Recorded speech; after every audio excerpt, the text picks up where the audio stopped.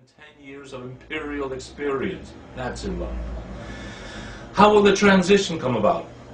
The transition will mainly be a converging of technological controls on the economy, on work, on education, on the military, even on entertainment to prepare generational change.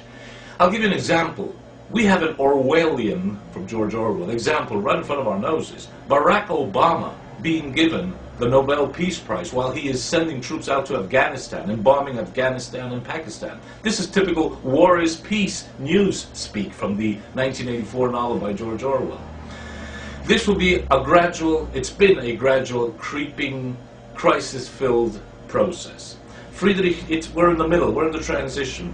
German philosopher Friedrich Nietzsche used to say in Thus Spake Zarathustra, when he talks about a man walking on a tightrope, he said, it's a dangerous going across, a dangerous on the way, a dangerous looking back, a dangerous shuddering and stopping. That's the transition we are going nowadays through. So what should we do? Stay alert.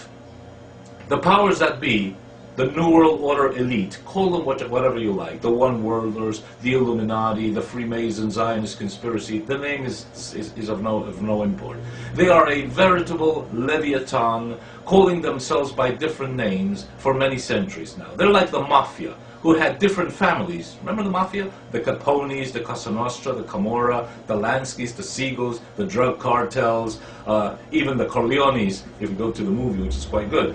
Different names, but a common purpose and a common modus operandi, which is their fingerprint. And we find that fingerprint and that footprint all over the place.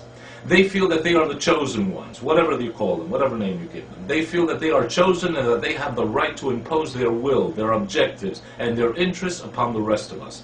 It's a discriminating minority. We the people are all being horrendously discriminated against the world over by this tiny but extremely powerful and centuries-old minority which is out to eradicate you and me. That's their final solution, their Endlösung. That will be the Holocaust of mankind. Even if that all means killing or allowing 2 or 3 billion people to die through a very complex and macro-managed combination of war, ecological disaster, political ineptness, corruption, pandemics, economic and financial collapse, social disruption, call it what you may, it will all come together. So we the people must make sure that they don't get away with it, because they have an Achilles heel, a weak point. They have all the power, but they don't have all the time. We have very little power, but we have all the time. So in closing, this is December 2009, let me share with you a dozen global events which I believe are transitional triggers that are being used to lead us to world government and that we should watch out for between 2010 and 2012. That's 12 to 36 months in the future. It's a dozen, but it's really 10 key factors plus 2 that I've added on, and you'll see why. They are all linked, related, and interfaced. And the whole of what I'm about to describe is much more than the sum of its parts. First crisis event, the financial crisis, the financial collapse. They will be collapsing the United States dollars. The Federal Reserve Board is doing that on purpose.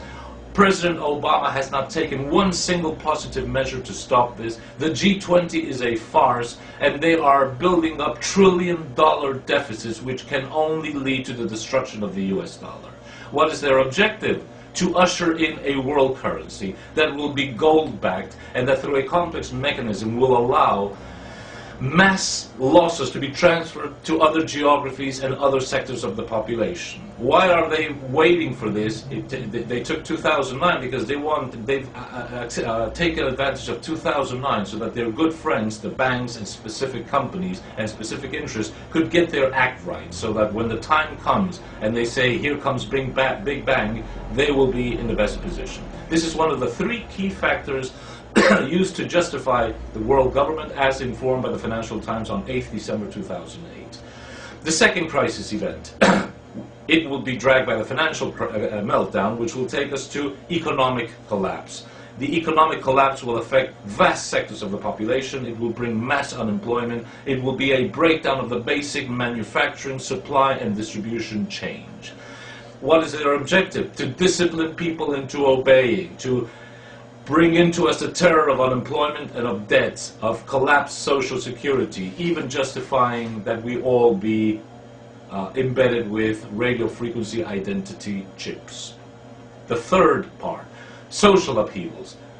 The financial collapse and the economic collapse will bring social upheavals and social and civil war, especially in the United States, the European Union, and elsewhere. What is their objective?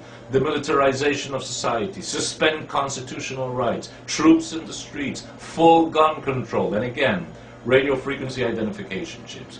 Fourth, pandemics. The H1N1 flu or a new intelligent virus. They're working on that. What is their objective?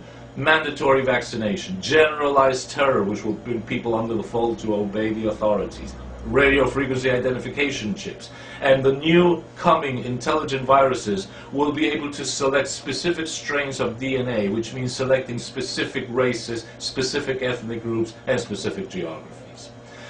The fifth crisis that they're working on, environmental global warming. We're seeing this at the Copenhagen conference. It's the Al Gore factor. It will be one of the three key factors used to justify world government.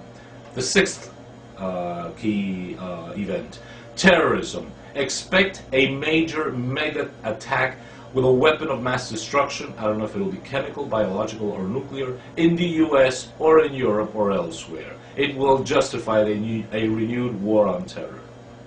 The seventh key factor, war in the Middle East. We've been saying this for years because they've been announcing it for years. Israel attacks Iran because of the nuclear program. Russia and China back Iran. Iran retaliates against Israel with bringing death and destruction back to the Israelis. Israel will drag the United States into that war because all the Western media will be in favor of Israel. A major war ensues. What will happen after that? I really have no idea. I often wonder if they are, the powers that be, looking for a major showdown with China and Russia in case China and Russia don't agree to share world government with them. Israel has been announcing this triggering event of a unilateral military attack against Iran for years now, at least since 2006. Eighth, a nuclear accident. A minor city in the United States is devastated by a Chernobyl-type nuclear accident. This will justify that no nation, no national state can control all their resources and that the world government has to take over control of all nuclear power, civilian and military, and it will be a first step towards full control of all global resources by the coming world government. Ninth, the assassination of a key public figure. During globalization, there were almost no assassinations of really important public figures, except perhaps for Prime Minister Yitzhak Rabin in 1995.